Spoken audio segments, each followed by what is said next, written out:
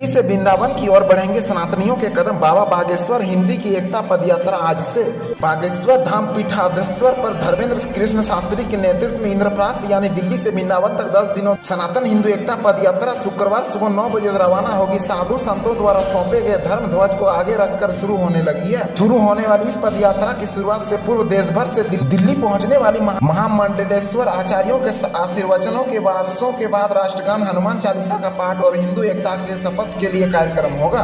बागेश्वर महाराज ने कहा कि जो भी हिंदुत्ववादी विचारधारा का है वह यात्रा में शामिल हो सकता है, क्योंकि यह यात्रा किसी एक व्यक्ति की नहीं है, सभी हिंदुओं की है। उन्होंने देश के विदेश में रहने वाले हिंदुओं का आह्वान करते हुए कहा कि 7 नवंबर से 16 नवंबर तक की यात्रा में कम से कम एक दिन के लिए हुए अवश्य आए।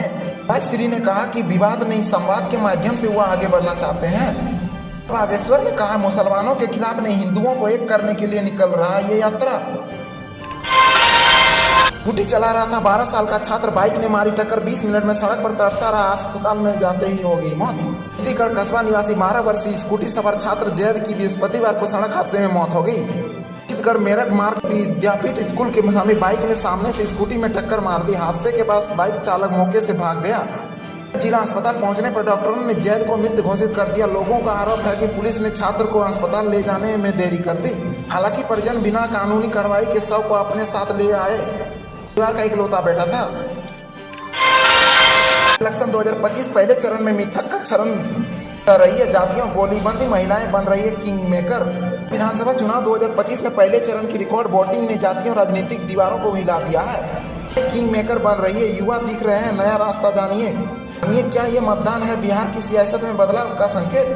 बिहार ने बोला शुरू कर दिया, इस बार आवाज नारे से नहीं ईवीएम की खामोशी से निकली है। पहले चरण में एक रिकॉर्ड वोटिंग ने उस शांति की तरह खोल दी है जो पूरे राज्य में पसरी थी। रैलियां थी, भाषण थे, लेकिन मतदान में चुप रहकर जवाब दिया है। अब यह जवाब कई मायनों में नया और क्रांतिकारी है। यह जहाँ जाति की परंपरागत दीवारें बहुत तो नहीं है, लेकिन थोड़ी हिली है। सबसे बड़ी बात, महिलाएं चुनाव की असली धीरे यानी